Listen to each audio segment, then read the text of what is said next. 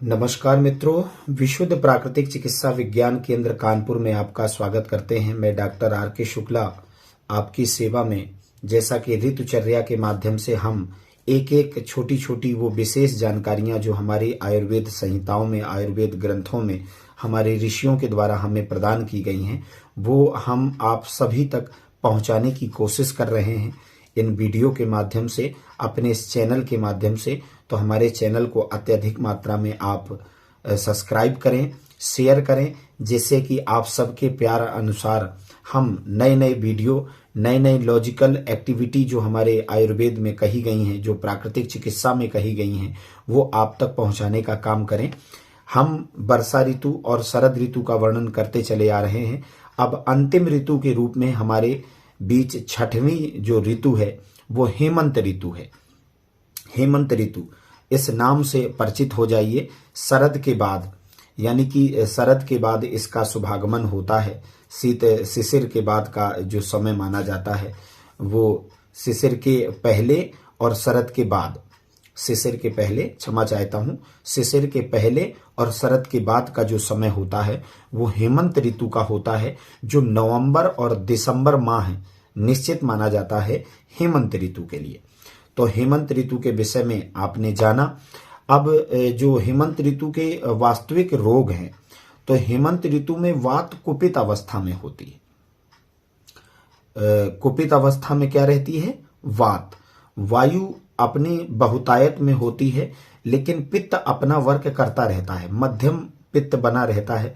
अब किसी किसी में ये अलग अलग हो जाता है कि अगर आपकी प्रकृति वात है और वात के लक्षणों में बढ़त हो रही है या वृद्धि हो रही है, तो वो प्लस हो जाएंगे और पित्त का लेवल नीचे आ जाएगा। वैसे माना ये गया है कि हेमंत ऋतु में भरपेट भोजन करना चाहिए।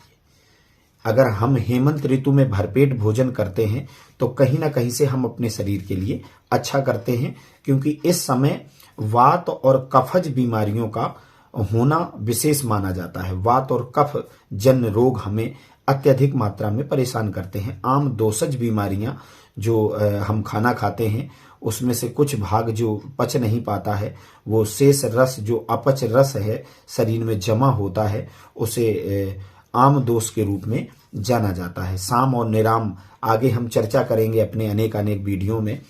तो इसमें वात व्याधि अत्यधिक मात्रा में मानी जाती है। वात और कफ की स्थिति अत्यधिक मात्रा में बनती है। जुखाम आदि, क्योंकि सर्दी होती है तो जुखाम आदि का प्रकोप बना रहता है। शरीर में दर्द हल्का हल्का बना रहता है। ज्वाइंट्स पेन हल्का हल्का बना रहता है। जो वातज व्याधियां हैं, गठिया है, रोमेटाइड अर्थराइटिस है, ये सब सारी चीजों में सर्वाइकल, विशेषकर हेमंत ऋतु में सर्वाइकल के रोगियों के लिए बड़ी समस्या होती है, क्योंकि पित्त अपने अगर नेचर में पित्त है और साथ ही साथ हमारी मूल प्रकृति भी पित्त है, तो पित्त के बढ़ जाने से सर्वाइकल में प्रॉब्लम आने लगती है और हमारे पूरे स्पाइनल कॉर्ड में दर्द होने लगता है, कमर से लेकर के थोरेसिक कैविटी और सर्वाइकल कैविटी, यानी कि कहीं भी दर्द जैसी स्थितियां।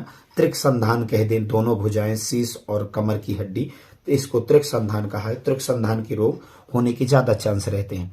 तो कहने का तात्पर्य है कि हमारे शरीर में इन रोगों का समावेश हो सकता है। तो वातजन्य बीमारियों का तो समथिंग 30 से 40% रोग वात के मान लेते हैं और 10 से 15% रोग हम पित्त के मान लेते हैं। तो मिले जुले रोगों के होने की जो ऋतु है वो हेमंत कही गई है। अब इस ऋतु में हम ऐसा क्या करें जिससे हम इसके रोगों से बचें, साथ ही साथ आने वाली ऋतु में जो संचित दोष है उससे भी हमारी रक्षा हो सके। तो इसके लिए सबसे पहली चीज कही गई है कि कुछ ऐसे द्रव्यों का सेवन, जैसे माजू फल आदि का यूज करके हमें वमन क्रिया करनी चाहिए, कुंजल क्रिया करनी चाहिए, यानी कि हमारी जो साइनस कैविटी है, यहाँ के जमा कफ को निकाल दिया जाए और सीने में जमा कफ हम पलटी के माध्यम से निकाल दें, विरेचन कर दें, पेट को साफ कर दें। इन सब चीजों से हम शरीर की रक्षा कर सकते हैं। कहने का तात्पर्य है कि मधुर और भारी भोजन को हम करते रहें। लवण आदि का सेवन थोड़ा सा कम करें, युग्म बना करके शरीर का ध्यान रखें। घी तेल का भी समुचित मात्रा में ही सेवन करें, अत्यधिक मात्रा में सेवन ना करें। जो उष्ण लड्डू हमारे आयुर्वेद में बताए गए हैं, जैसे सोंठ के लड्डू हैं, इन लड्डुओं का सेवन हम खूब कर सकते हैं, कोई दिक्कत नहीं है। लहसुन, अदरक, हरड़ इत्यादि का सेवन हम कर सकते हैं, जिससे हमारे शरीर का पाचन संस्थान अच्छा बने रहेगा, शरीर में दोष जमा नहीं हो पाएंगे, किसी न किसी रूप में हमारी गंदगी शरीर से बाहर निकलती रहेगी, ठंडी से बचने के पूरे पूरे उपाय करते रहेंगे। तो हेमंत ऋतु के रोग हमें ना कर पाए परेशान, उसके लिए हम सबसे पहला तो पथ्य का सेवन करें, कुंजल क्रिया करें, व्यायाम खूब करें, एक्सरसाइज शरीर को देते रहें, जिससे कफ संचय होने के, क्योंकि हेमंत ऋतु में कफ का संचय होता है जो बसंत ऋतु में कुपित होकर के रोगों का कारण बन जाता है। तो हेमंत ऋतु में हम कफ के संचय होने में अपना पूर्ण योगदान दें, जिससे कि हमारे शरीर में कफ संचय न होने पाए। अब जो हमारे शरीर में कुपथ है, ऋषियों ने बताया है कि अगर हेमंत ऋतु में इन चीजों का आप सेवन करते हैं तो अवश्य ही आप आगे वाली ऋतु में भी परेशान होंगे और प्रेजेंट जो चल रही है उसमें भी परेशान होंगे। तो ठंडक वाली चीजों का सेवन यदि आप करेंगे, तो हेमंत ऋतु में भी ठंडक है तो ठंडक वाली चीजों का सेवन करेंगे, ठंडा पानी है, ठंडी तासीर की चीजों का सेवन है, जैसे प्याज का अत्यधिक मात्रा में सेवन है, दही का सेवन है तो कहीं तक ठीक है, लेकिन मट्ठे का सेवन है वो भी बिना छौंका हुआ, छौंका लगा करके अगर हम मट्ठे का सेवन करते हैं तो वो हानि नहीं पहुंचाएगा, नहीं तो वातज व्याधियां पैदा करने का। खट्टे फलों का सेवन करना है, इन सब चीजों से हम शरीर को कहीं ना कहीं से नुकसान पहुंचा रहे होते हैं। तो ठंडी चीजों का सेवन ना करें, स्वल्प आहार यानी कि जितना पच सके उतने आहार का सेवन करें, ठंडी हवा में ना रहें, दिन में सोना नहीं चाहिए, रात्रि में जल्दी सोएं, सुबह जल्दी जागें, अपने शरीर में की साफ सफाई पर विशेष ध्यान दें, जिससे कि शरीर में गंदगी जमा ना होने पाए और हमारे शरीर में कफ के रोग उत्पन्न ना हो। पकवान आदि का सेवन बहुत कम मात्रा में करें, घी, रिफाइंड इत्यादि चीजों का सेवन कम मात्रा में करें। दुग्ध का सेवन हेमंत ऋतु में थोड़ा सा कम करें, नमक का सेवन कम से कम करें, पेट साफ पर विशेष ध्यान दें।